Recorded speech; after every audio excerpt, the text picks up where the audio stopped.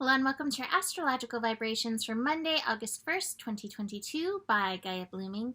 I am Mimi and our energy mantra for today is I align my actions with love.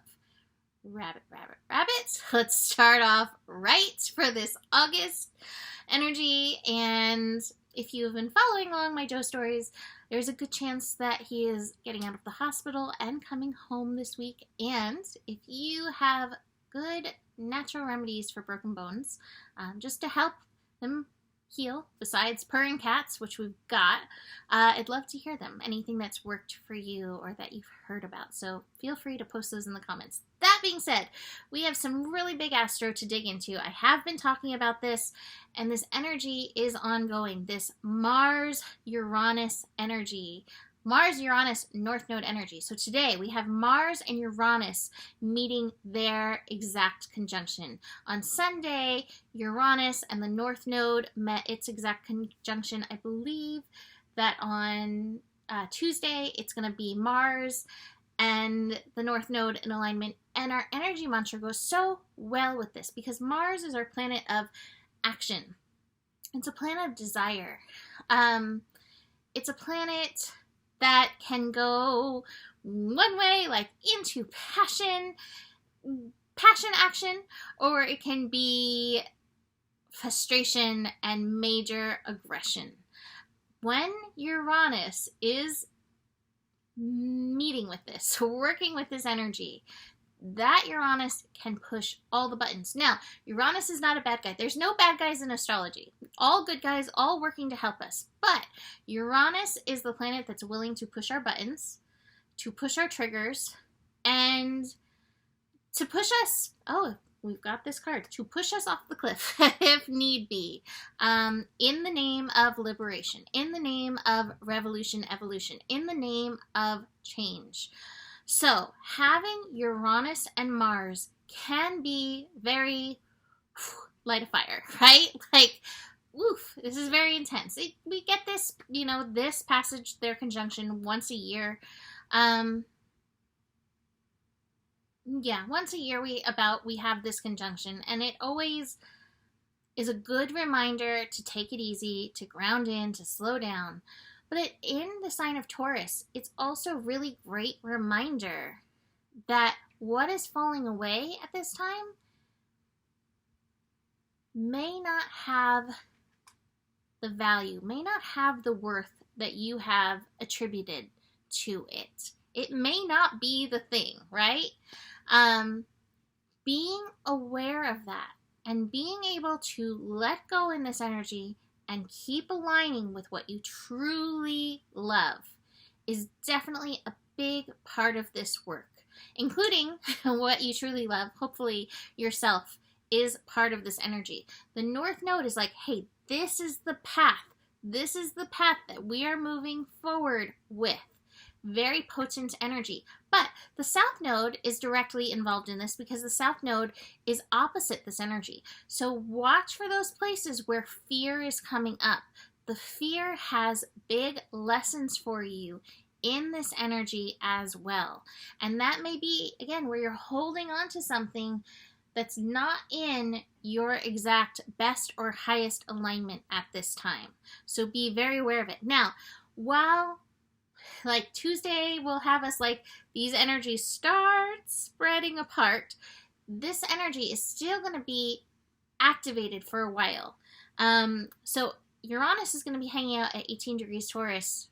It's going retrograde in August. I think it's till October that it's going to be hanging out at 18 degrees Taurus. So we're like not getting off the hook easy with this, right? And Saturn in its retrograde process is coming in to square it. Not to mention, we're going to have an eclipse in, I believe it's October, that's going to be at 16 degrees Taurus. So right there. So this energy is like, even though we're going to be moving on, I am not finished with you. So these lessons that are happening at this time are so important. And your awareness of how you are being called in and through this evolution, where you need to make shifts at this time, is very, very, very important. If you have anything at 18 degrees, in your chart, even if it's, not in the sign of Taurus, you may want to look at that. My Mercury and my moon's 19 degrees to be fair, so 18, 19, 17 degrees, anything right in that orb. My moon and my Mercury are being very affected in this. So I'm working very strongly with that. So I encourage you to take a look at your chart, take a peek at your chart, or book a reading to dig into that energy. Again, because Mars can be so reactive, even when it's in Taurus, especially with this Uranus energy, watch your reactions, listen to your intuition. And let me just say, because we have human judgments that we've been taught, and I'm wrestling with this in myself, right? We can look at something like what happened to Joe and be like, oh, that was bad. Like, he wasn't in alignment, or, all kinds of stories, which I have gone through all in my head. And yet,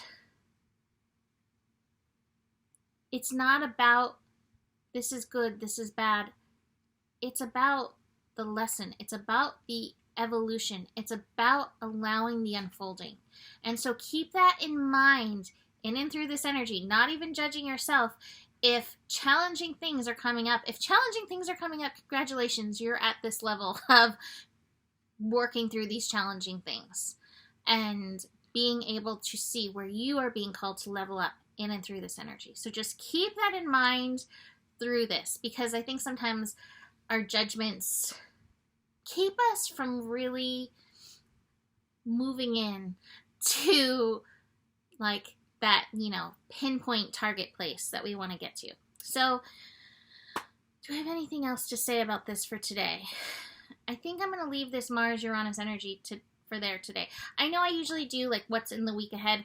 This is really the energy that we're most focused on. Mercury will be shifting this week out of Leo into Virgo. That's going to be basically like Thursday that Mercury shifts into Virgo. So up until then, keeping your mental energy also focused on love. And I would say gratitude's a really good way of getting there. I've been focused on gratitude, and it has definitely been helping me move through this as calmly as possible, which is not always easy because my mind has been spinning in and through this. Besides all this for today, we have the moon finishing up in Virgo through the day. So our mental energies are spinning, definitely a little bit. Virgo can offer us focus if we choose to accept. Virgo energy, moon in Virgo, can also be very healing, but that takes being grounded, and it also takes participating with your body, mind, spirit, soul, and heart, and recognize working as a team is always the best way moving forward with that moon in Virgo. Moon in Virgo will be connecting to Neptune and Pluto. Opposition with Neptune. So again, this might be where we're like, good or bad, I don't know, right? Virgo can often have that 3D dimensional, like, oh, this is what's happening in this world kind of view. Whereas Neptune's like, oh, I see it.